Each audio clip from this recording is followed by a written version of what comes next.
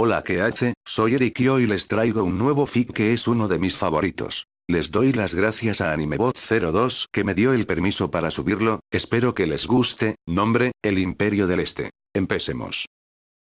1. Prólogo. Y recuerden, Naruto y sus personajes son propiedad de Kishimoto Sensei. Es un 10 de octubre por la noche y en la aldea de Konoha las cosas están en total calma. Hace aproximadamente 8 años si uno hubiera llegado temprano a Konoha en esta fecha estaría viendo el auge del Festival del Zorro, el cual oficialmente cerraba con una exhibición de fuegos artificiales.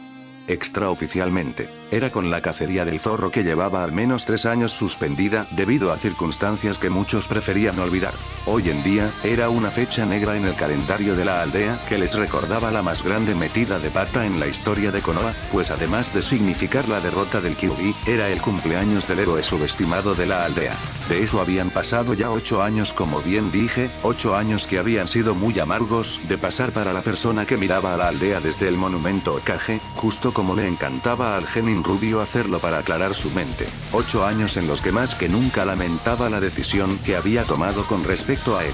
El punto de inflexión para la aldea había sido el día en el que Sasuke Uchiha había decidido ir a Otogakure para que Orochimaru lo entrenara y con eso listo, pudiera ir a la caza de su hermano Itachi y después de eso, matarlo. Naruto Uzumaki había formado parte del grupo de recuperación y había de forma milagrosa, logrado apenas su objetivo de traerlo de regreso. Para cuando Kakashi y un equipo de médicos los encontraron, Naruto, que apenas podía caminar, llevaba a Uchiha a cuestas a pesar de 2 boquetes del tamaño de puños, que eran visibles en su cuerpo, y del rastro de sangre suya que venía siguiéndolo. Comparado con eso, Sasuke tenía heridas que eran tratables, siendo una leve conmoción que fue con lo que lo dejó fuera de combate. La única herida sería en el pequeño catálogo de lesiones de Sasuke. ¿Le importó esto a los médicos y a Kakashi? ¿Qué va? Prácticamente le arrebataron a Sasuke de las manos y lo llevaron de regreso a toda marcha, dejándolo a él por su cuenta, obligándose a ir a paso cada vez más lento, debido a la seriedad de sus lesiones. Él creía firmemente que al fin, se le daría el reconocimiento que tanto ansiaba por haber logrado cumplir contra todo pronóstico, con la misión de traerlo de vuelta, y más aún, si tomábamos en cuenta que mientras Sasuke le lanzó jutsu tras jutsu de fuego y rayo y que le recetó 2 Chidori, Naruto usó su deficiente estilo de Taijutsu, sus clones de sombra y el Rasengan como último recurso para poderlo derribar. En verdad que ya podía imaginar la situación y pese a la gravedad de sus heridas sonrió por ello. Se equivocó. Cámara del Consejo 2 días después.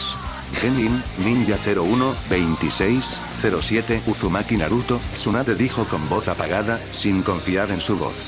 Es mi deber informarle que se ha llevado a cabo una votación y que se ha tomado una decisión mayoritaria de 17-8 en el Consejo para despojarlo de su rango y desterrarlo de Konoha, vigente de inmediato. La razón es que infligiste graves daños al último Uchiha a pesar de tu misión de recuperarlo. Tienes hasta el próximo atardecer para abandonar la aldea, y si regresas, te matarán a la vista. Otra razón por la que Tsunade no dijo en voz alta fue que todos habían sentido que Naruto usaba el chakra de Kyuubi y temía que el zorro se soltara, aunque la capacidad de sellado del Yondaime nunca lo permitiría. Naruto había sido convocado al consejo mientras todavía tenía muchas lesiones ocasionadas por su batalla. El consejo ni siquiera permitió que Naruto se recuperara de sus heridas antes de ser desterrado. Naruto se quedó abatido ante esta declaración mientras miraba alrededor del consejo. Todos los civiles y asesores tenían una expresión de suficiencia en sus caras, disfrutando del hecho de que el mocoso demonio finalmente se iría, la maldición se habría ido. Danzo tenía 2 votos, ya que controlaba a los veteranos shinobi sin clan y era la voz actual del clan Uchiha hasta que Sasuke fuera Jounin o mayor de edad, y los usó para desterrar a Naruto. Por supuesto, tenía sus propios planes de reclutar por la fuerza al Jinchuriki en raíz, mientras ya no estaba a la vista del pueblo. Los últimos clanes en votar por el destierro fueron los clanes Kurama e Inuzaka, que habían pensado que Naruto era el Kyuubi. Uno a través de la opinión popular y el otro por puro rencor. El resto de los jefes de clan miraron a los votantes con desdén. Naruto se quitó lentamente la diadema antes de dejarla en el suelo. Se estiró para quitarse el collar, solo para que Tsunade lo detuviera. Guárdalo, es tuyo, y espero que te proteja, Tsunade logró decir con la voz trémula, las lágrimas ya se están escapando. Naruto salió de la sala del consejo, regresando a casa para empacar. Antes de que el consejo se destituya, con otra aplastante mayoría se revocaron rápidamente las leyes de Sandaime acerca de que Naruto era el contenedor de los Kyuubi, lo que permitiría a la gente joven saber la verdad. Las noticias se difundieron rápidamente entre ellos, y las reacciones variaron de un extremo a otro. Mientras Naruto caminaba de regreso a su casa para empacar, vio al resto de los 12 de Konoha, excluyéndose a él y a Sasuke. Ese vaca merece morir por golpear a Sasuke-kun. Se quejó Sakura. De acuerdo. Deberíamos ir a buscar ese demonio y matarlo. Ino gritó, de acuerdo con Sakura. Él era el zorro todo el tiempo, debería haber sabido, podía oler ese olor de él, debería haber muerto, gruñó Kiba. Que tan poco juvenil. Naruto nos engañó a nosotros y fue el Kyuubi todo el tiempo. Exclamó Lee. Naruto ya estaba llorando y casi perdía la esperanza, contemplando el suicidio cuando una voz le llamó la atención. Cállate Lee. Gritó Neji con frialdad. Lee se mostró sorprendido por esta declaración, es como yo, no está peor que yo. Tiene un sello como el mío, excepto que es el peor. Incluso con este sello, soy una persona importante como un ninja y un prodigio. Naruto tiene un sello que mantiene a el Kyuubi a raya y, sin embargo, muchas personas en esta aldea le despreciaban y, sin embargo, jamás lo han visto hundirse en la desesperación. Sigue desafiando a tu destino como chivo expiatorio, incluso me obligó a ver que el destino, de hecho es una excusa de personas patéticas y débiles. Incluso puedo decirles algo, yo estoy familiarizada con los sellos. Ustedes solo son idiotas, ni siquiera pueden distinguir la diferencia entre un pergamino y un kunai, le defendió con vehemencia Tenten. Hinata estaba llorando, aunque Naruto no estaba seguro de por qué. Problemático, murmuró Shikamaru, también creía que Naruto no era el Kyuubi, pero no pudo formar palabras porque estaba demasiado enojado. Chouji se colocó detrás de Shikamaru, mientras se abría camino a través de su cuarta bolsa de frituras. Gracias, pensó con una débil sonrisa Naruto, mientras que salía para su departamento, aún tenía que empacar después de todo. Shino fue olvidado en todo esto. La noticia se difundió rápidamente entre todos los pobladores de que Naruto había sido desterrado, y la mayoría de los ciudadanos estaban celebrando. Shinobis y kunoichi se estaban volviendo locos, y celebraron el hecho de que al fin se deshicieron del demonio. Solo unos pocos ciudadanos y shinobi estaban deprimidos de que un shinobi estaba siendo desterrado por hacer su trabajo. Mientras que sobre la ciudad, la gente había estado celebrando. Naruto, sin embargo, estaba reuniendo sus pocos artículos en su mochila y preparándose para irse. Kakashi e incluso Jiraiya, sus dos maestros en los que nunca pudo confiar, solo aparecieron para decir nada más lo decepcionados que estaban de él, yendo tan lejos el Sannin como para retirarle la convocatoria de los sapos. Una vez recogidas sus pertenencias, se recostó en su bolsa para dormir y cerró los ojos, esperando sin ánimo al día de mañana. Y fue entonces cuando el ex shinobi apareció en la hogareña sala en su pasaje mental. Algo que le dolía mucho era que juzgaran al Kyuubi de forma tan horrible, contrario a lo que el Uzumaki les había hecho creer. Él supo de la existencia del Biju sellado en él desde siempre. El Biju era alguien a quien quería con todo su corazón, pues la bestia fungió gran parte de su vida como su madre. La zorra lo crió dadas sus circunstancias lo mejor que pudo y le dio su cariño y apoyo incondicional. Del mismo modo, la Biju correspondía al afecto del Uzumaki a quien veía como su hijo. Ella le enseñó todo lo que sabía y le pidió, dadas sus circunstancias, que no mostrara sus habilidades a menos que su vida corriera grave peligro, y así lo hizo, incluso durante ese combate que cambió su vida contra el engreído Uchiha. Él solo usó lo que todos sabían que tenía en su limitado arsenal. Momentos después, la zorra aparecía en una forma humana, una mujer de tez morena, cabello rubio y ojos verdes, de una deslumbrante figura y vistiendo un ori blanco. Lo siento hijo, se disculpó la zorra, de no ser por mí habrías tenido una mejor vida. Al menos siempre has sido sincera conmigo Kaa-chan, le confortó el Uzumaki, por lo menos aún te tengo a ti. No digas eso, negó ella con tristeza, si no hubiera sido egoísta, nada de eso habría pasado. Ella se refería al hecho de que bombeó de su chakra al cuerpo de Naruto para acelerar su regeneración, siendo su única ventaja real en la pelea, mientras Sasuke se lanzó contra él con esa horrible transformación que triplicó mínimo sus poderes. El Uzumaki solo aceleró su curación y llevó el combate a su zona de confort, a una lucha de desgaste. Para fortuna de Naruto, él era más terco y a pesar de estar más herido, logró crear la situación idónea en la que lo dejó con la ventaja. A costa de casi morir por shock hemostático, por cierto. Sasuke no lo admitiría jamás, pero fue vencido, a pesar de lanzarle 11 variedades de jutsu diferentes, de ir a matar, de dar más golpes, por un rival que solo usó velocidad, resistencia, un par de veces el Rasengan y eso sí, muchos, pero muchos clones de sombras. Para la Biju la vida sin Naruto, sin Susochi era inconcebible y por ello, lo curó pese a la negativa de su hijo por esa acción. Por lo menos herí su orgullo, se consoló a sí mismo el Uzumaki. Hay algo que quiero decirte, le dijo la Biju seria, es sobre el lugar a donde debemos ir, sabes tan bien como yo que el bastardo de Danzo y otros no descansarán hasta tenerte y eso incluye pasar sobre tus amigos. Existe un lugar donde ellos no se atreverán a ir por nosotros. ¿Dónde? Preguntó el rubio muy interesado. Al este, dijo la zorra solemnemente y añadió, antes de decirte mi plan, hay algo que debes saber, algo que te estuve ocultando y dada la situación, es mejor que la sepas. Meses después, 10 de octubre. Era un día soleado en Konoha, nada en particular sucedía en esta ocasión, pero hoy era diferente, hoy en Konoha se realizaba la celebración más grande del año. Las calles estaban llenas de gente muy alegre. Si alguien viniera a Konoha por primera vez hoy, pensarían que Konoha es uno de los lugares más felices de la tierra. 6 figuras misteriosas entraron por las puertas de Konoha. Los guardias de la puerta los vieron y los detuvieron. Alto, indique su nombre, rango y razón por la que está aquí, dijo uno de los guardias cuando levantó la vista para ver quiénes eran las figuras que cuando vio sus caras se habían desmayado. El otro guardia nota que su aliado se desmayó y se acercó a él. Oye Izumo. Oye, ¿qué pasa? Preguntó el otro guardia que se llama Kotetsu Agane.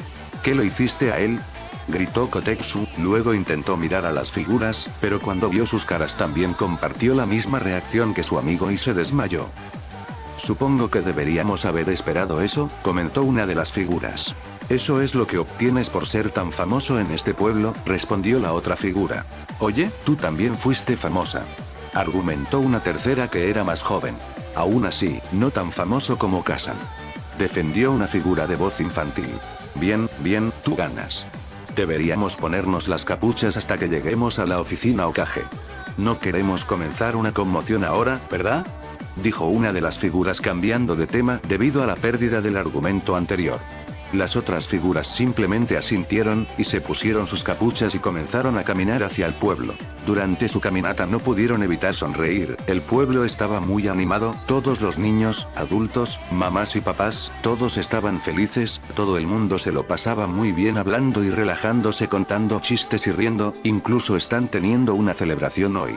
Hoy es nuestro cumpleaños, ¿verdad? Dijo una de las figuras sonriendo. Sí, claro que sí, y parece que el pueblo lo está celebrando, respondió otra figura también sonriendo. Oh, no puedo esperar a ver a nuestro bebé. Mencionó una de las personas con emoción. Ni yo tampoco, deberíamos apresurarnos a la oficina, todos aceleraron y finalmente llegaron a la oficina Hokage. Oficina de Tsunade. Ya están este año con esa celebración de mierda. Estúpida aldea, gruñó enojada la Kage. Desde que los aldeanos supieron del destierro de Naruto, en su cumpleaños decidieron organizar un gran festival para celebrar la expulsión del demonio. Cuando se enteró de eso, Tsunade estaba furiosa y exigió que todos regresaran a sus hogares y continuaran con sus vidas diarias. Las únicas personas que no participaron en este día fueron solo un puñado. La mayoría de la gente que no creyó que Naruto era capaz de hacerles cualquier daño. Eran Anko Mitarashi, Ibiki Morimo, Genma y Mai Shiranui, el clan Hyuga, rama secundaria, y familia heredera, Ana Inuzuka que debido a ello, estuvo en constantes fricciones con su clan, Hyuga Uzuki al igual que los clanes Aburame y Akimichi de forma total, teniendo varios miembros importantes de los clanes Nara y Yamanaka en ese barco también. Incluso Hine Sarutobi que tuvo muchos conflictos con su padre al permitir que a Uzumaki lo vapuleran tanto, al igual que su hijo Konohamaru y sus amigos, junto a Shino, Hinata, Neji, Tenten, Chouji y Shikamaru decidieron no participar en el dichoso festival. Por último, solo la familia Ichiraku en el área menos horrible de la aldea, estaba triste por la partida de Naruto al igual que todo el distrito Rukon, el único que siempre honró a Naruto como héroe y que lo vieron como persona. Gracioso, el área más pobre, la que tenía a la zona roja era la que le daba la seguridad que otras zonas no le proporcionaron jamás. Naruto, ojalá estés a salvo, pensó para sí misma la Sannin con profunda tristeza. Justo cuando terminó de pensar, alguien llamó a la puerta. Vete. No veré a nadie hoy.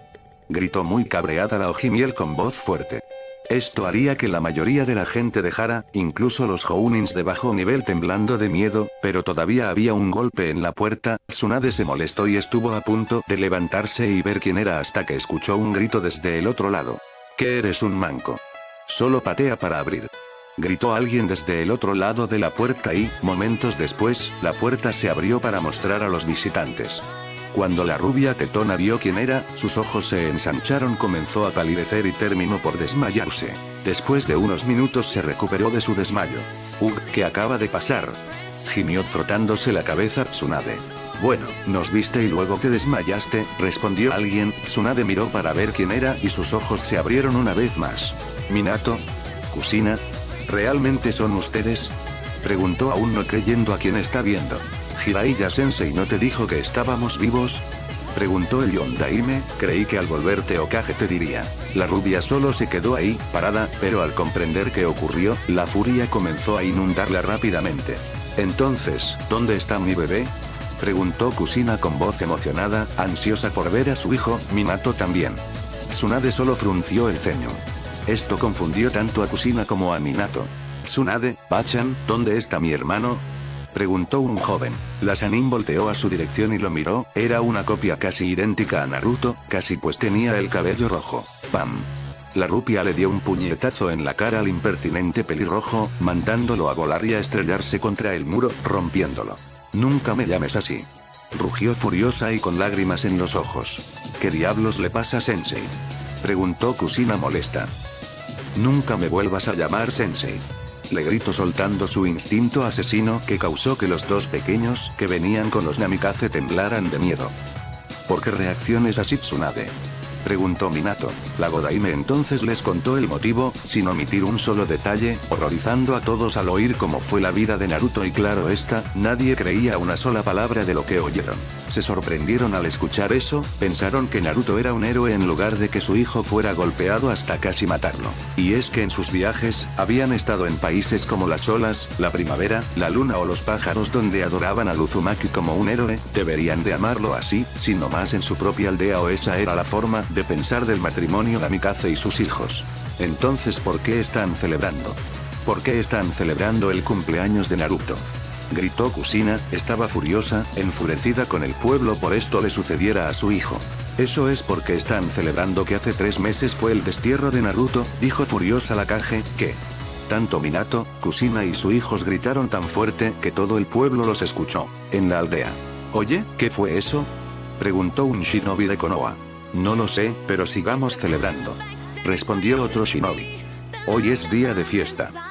Kusina se sentó en la silla al lado de ella abatida y justo cuando las cosas estaban tensas, soltó de pronto sus cadenas y atrapó a alguien que estaba en la ventana. ¿Vas a explicarnos esto? Preguntó furiosa con su cabello ondeando como 9 colas, a un pálido Sannin que veía pasar su vida frente a sus ojos. Tiempo presente. Minato suspiró una vez más, lamentando su ingenuidad e inocencia. Resulta que dejar a Naruto en la aldea fue un grave error. No solo Sarutobi no honró su pedido, se hizo el que no veía el maltrato a Naruto. Jiraiya les dijo que ambos convinieron que era mejor que sus otros 2 hijos que tenían al chakra del Kyuubi entrenaran sin interrupciones, por ello no les mencionó de cómo usó a Naruto como chivo expiatorio y lo volvieron la válvula de escape a las frustraciones en la aldea. Tampoco le dijeron a Tsunade porque ella los habría traído a la fuerza o se hubiera llevado a Naruto lejos y él necesitaba tener vínculos con la aldea. Sobra decir que luego de la explicación, Tsunade casi lo muele a golpes, se necesitó de la intervención de Minato, Kusina y 2 batallones Anbu para separarlos. Poco después, él retomó el cargo tras la dimisión de su sucesora que abandonó la aldea con Shizune, yéndose a vivir al país de la primavera donde su daimyo la recibió gustosa y la volvió la jefa del principal hospital en su país. Mientras Minato comenzó a investigar qué ocurrió en su ausencia, horrorizándose por lo que descubrió. El currículo de la academia era basura, los profesores le enseñaron a Naruto una mierda, al igual que su sensei Kakashi. Como hizo todas esas hazañas con solo clones de sombras, un horrible taijutsu y tiempo después, el Rasengan, Menma y Shio no hubieran logrado la mitad de esas proezas y él tampoco con ese pobre arsenal. Lo que quería decir que su hijo desaparecido era un prodigio más allá de lo que nadie quiso ver alguna vez. Claro está, la gente al oír sobre su parentesco se apenó por maltratarlo. aunque no tanto, como Tsume se lo dijo a su ex amiga porque debería sentirse mal por cazarlo en el Festival del Zorro, si ellos lo abandonaron peor que a un perro callejero. Tristemente tenía razón. Ahora sus amigos lo odiaban y mucho. Los amables Ichirakuros corrieron de forma horrible y los que apoyaban a Naruto solo los trataban lo necesario. Pero eso no era lo peor, ¿qué va? Lo peor fue cuando otros lugares se enteraron del destierro. Algo que Kakashi no quiso decir en su momento era que muchas de las más importantes alianzas que el país y la aldea ganaron recientemente, fueron obra de una sola persona. Al enterarse del destierro y de que los padres de su héroe lo abandonaron peor que a un leproso, retiraron sus alianzas.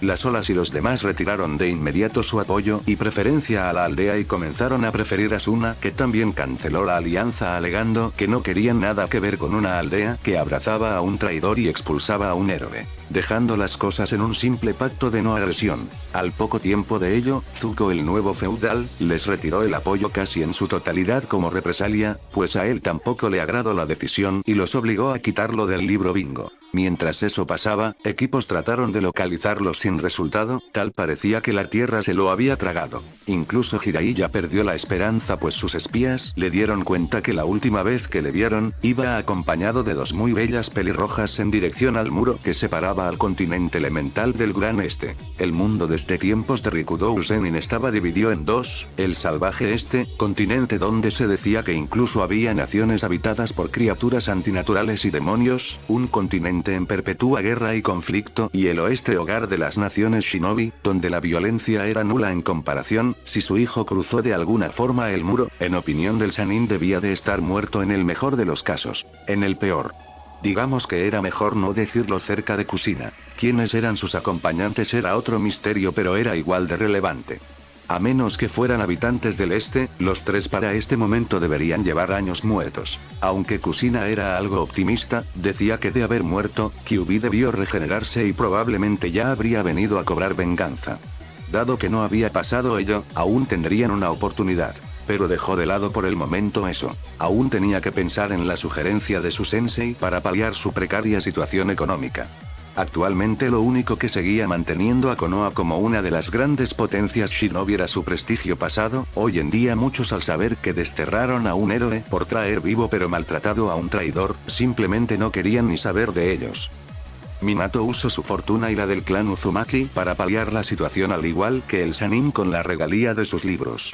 Incluso varios clanes tuvieron que hacerlo, pero esa situación no duraría.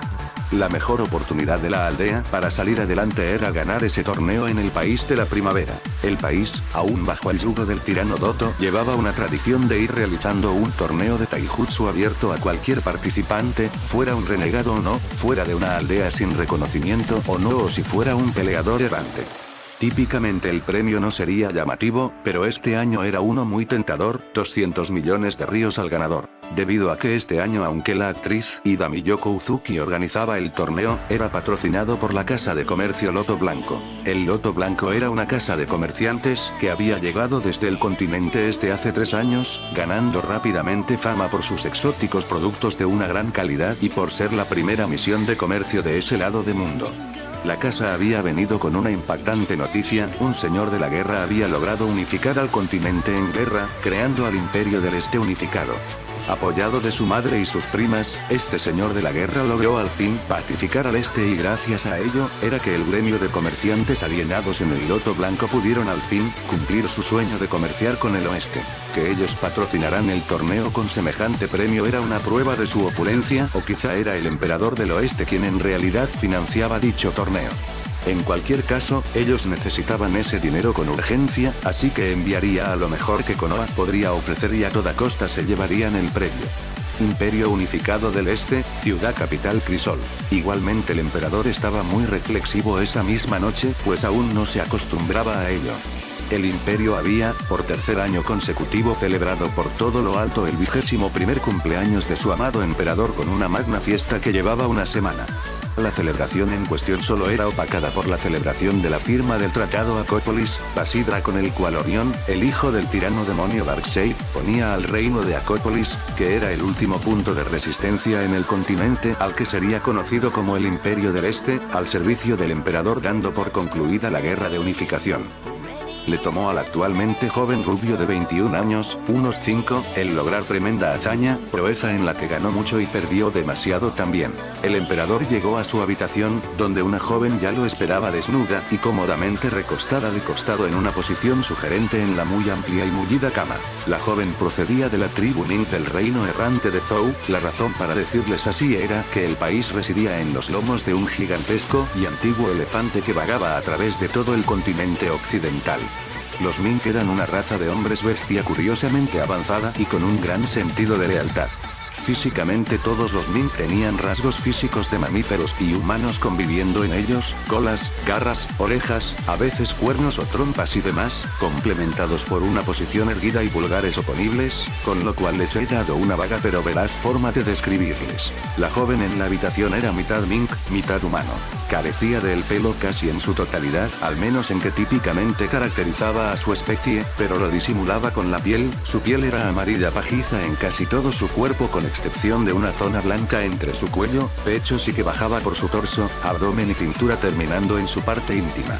Por cierto, tenía manchas negras en la piel que hacían pensar que ella era parte jaguar o leopardo. Tenía el cabello rojo hasta la mitad de su cintura, pechos grandes con pezones gris claro y un abdomen ligeramente. El momento en que el hombre se recuperó de esa visión de ensueño, ella estaba mirándolo con sus ojos verdes de forma depredadora, aunque no en el mal sentido, pues su cola, única parte de su cuerpo que sí estaba cubierta de pelo junto a sus orejas felinas, ondeaba juguetona y su bello rostro virtualmente humano tenía una expresión pícara, eso y que sus orejas de gato no estaban en posición amenazante. «Feliz cumpleaños mi emperador», ronroneó la chica y se acercó más al monarca que se acercaba a su cama. «No sé por qué les gusta hacerlo así», expresó el emperador, «el año antepasado Cara, el pasado Jennifer y ahora tú. ¿Preferirías a alguien más?», preguntó fingiendo sentirse ofendida antes de pasar a una expresión traviesa, «porque eso puede arreglarse, estoy segura que Natasha estaría encantada de unirse a la fiesta». El emperador solo suspiró derrotado. Habría que ser un idiota por quejarse de tener semejante belleza en la cama, dispuesta a pasar la noche con uno. Ya en la mañana tendría que volver a hablar con ellas una vez más. Por respuesta a su pregunta, la chica recibió un pasional beso en los labios que encantada correspondió y que no rompió hasta que sintió que le faltaba el aire. «Por ahora, solo seremos los dos, Bárbara», sonrió el emperador que la derribó sobre la cama y inició a su festejo privado por su cumpleaños. Al día siguiente, por la tarde, luego de la resaca épica que acompañaba a la mayoría de los habitantes adultos del país por el festejo, el emperador llegó a su oficina donde su secretaria ya le estaba esperando con los documentos que tendría que revisar. Dicha secretaria tenía 22 años, era una muy bella pelirroja que tenía los ojos rojos y una figura espigada que lucía muy tentadora en su traje sastre gris, que era enmarcado como toque final para darle el efecto de asistente sexy, por sus anteojos de marco plateado. «Buenas noches mi emperador», saludó la secretaria sarcásticamente, «qué milagro que nos honres con tu presencia».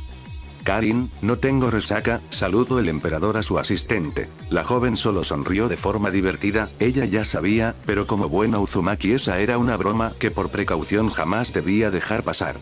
«Oh bueno, uno de estos días ya caerás», le restó importancia a la joven y añadió, «aquí está la lista que me pediste como prioridad». La lista en cuestión era la de los 16 peleadores que irían al Tenkaichi Budokai que se organizaba en el país de la primavera y que irían a competir en representación del Imperio Unificado. Dicha lista se componía de 25 participantes, de los cuales 9 eran una suerte de reserva en caso de que alguno de los 16 principales no quisiera participar. Dado el lugar y quienes irían de Oriente, no le sorprendió lo más mínimo que los 16 accedieran a ir al torneo. «Vaya, si te soy sincero, dudaba que algunos de ellos dijeran que sí», observó el emperador la lista viendo que ni uno solo de ellos sería reemplazado en el torneo por su reserva. De algunos como Milao, la propia Bárbara, no me sorprende, pero que Dina, Dan y Sandersonia decidan participar es una sorpresa. Sí, incluso Tayuya, que se encargó de ir a buscar a varios de ellos, también se mostró sorprendida. Fue sincera la pelirroja, hablando de ella, según el informe que mandó hace rato, el helicarrier ya está listo para partir el día de mañana. El ojiazul sonrió complacido, ya era el momento de su regreso triunfal a las naciones elementales.